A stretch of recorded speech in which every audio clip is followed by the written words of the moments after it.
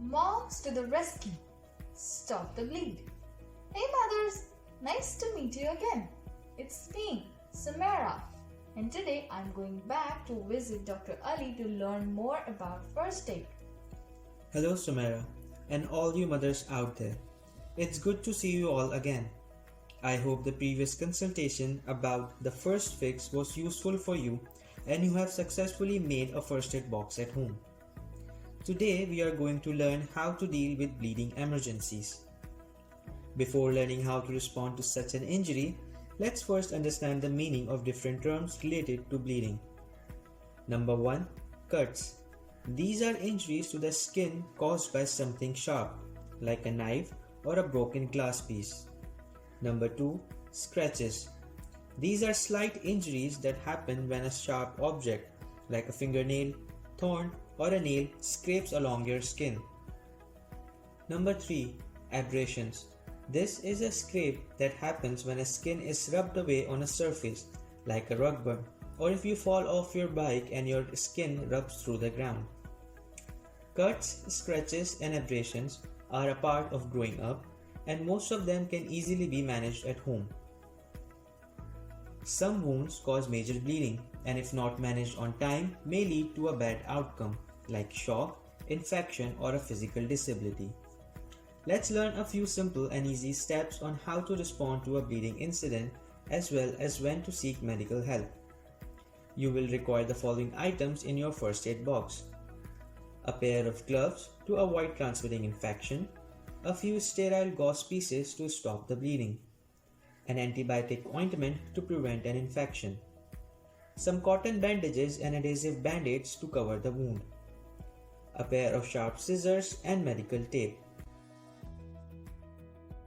First, wear gloves and then follow these steps.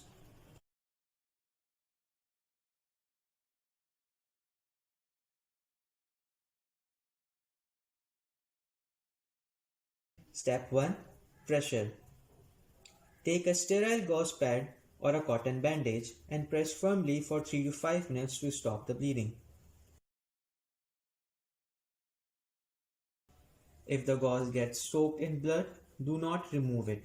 Instead, add more gauze on top of it and keep applying direct pressure.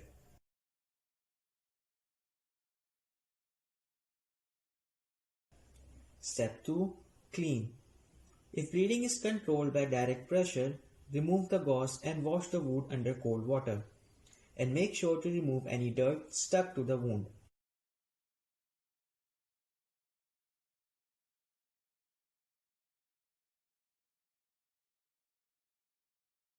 Step 3. Protect. Cover the wound with a thin layer of antibiotic ointment. This will help to prevent an infection. Step 4. Cover. Cover the wound with a cotton bandage.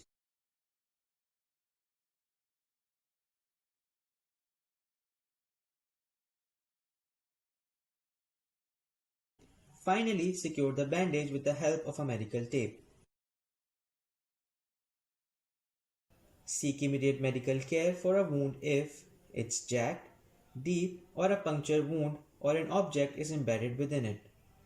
If it's on the face, abdomen, or chest.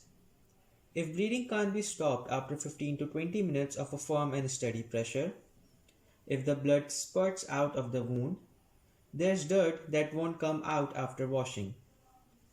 If the wound shows sign of infection such as redness, tenderness, or a thick discharge. If it is the result of an animal or a human bite. And if the wound is deep or contaminated with dirt or soil and the child has not received the tetanus vaccine. Here are some important ways to protect your kids from injuries from sharp household objects because prevention is always better than the cure. In the kitchen, keep knives, forks, scissors, and other sharp utensils safe inside a drawer. Keep glass objects such as drinking glasses and bowls and appliances with sharp blades like blender or food processors in a high cabinet far from the reach of children. Supervise your children when they are helping in the kitchen and handling the sharps. In the bathroom, keep razors, nail scissors, and other sharp personal or grooming instruments in a locked cabinet far from children's reach. In the living space, childproof. Childproofing is the act of making an environment or object safe for children so that the infants and toddlers are less likely to fall or become injured on table corners or sharp objects. Outside, be sure your kids wear shoes and appropriate safety gear when playing outside. Make sure the outdoor play equipment is free of rust, splinters, and sharp edges. As discussed in our previous video, be prepared and keep important and emergency phone numbers posted at some place visible for the caregivers and add them to your contacts list on your cell phone. Maintain a first aid kit and keep emergency instructions inside. Let's have a recap the basic steps on how to deal with a bleeding injury. Step 1. Pressure. Apply firm and constant pressure to the wound to help stop the bleed. Step 2. Clean. Wash the wound with soap and water to remove any dirt or germs. Step 3. Protect. Apply a layer of antibiotic ointment to prevent any infection. Step 4. Cover. Cover the wound with a bandage to protect the area from rubbing against clothing, dirt, and bacteria. Some do's and don'ts. Do's. Wear gloves when treating any wound to prevent an infection.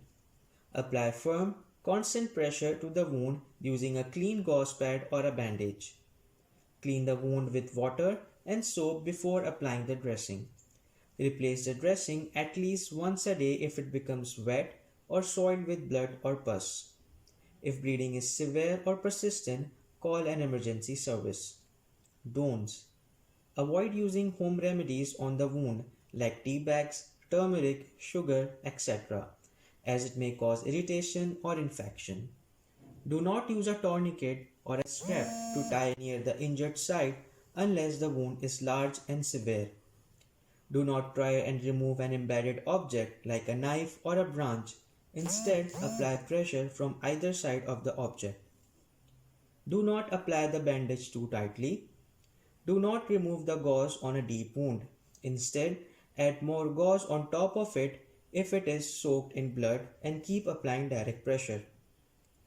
That's all for today. Let's meet again after 2 weeks to learn a new first aid skill. Till then, take good care of yourself and stay healthy and safe. Thank you, Dr. Ali, for all the information, and I look forward to learning more first aid skills on my next visit. Thank you.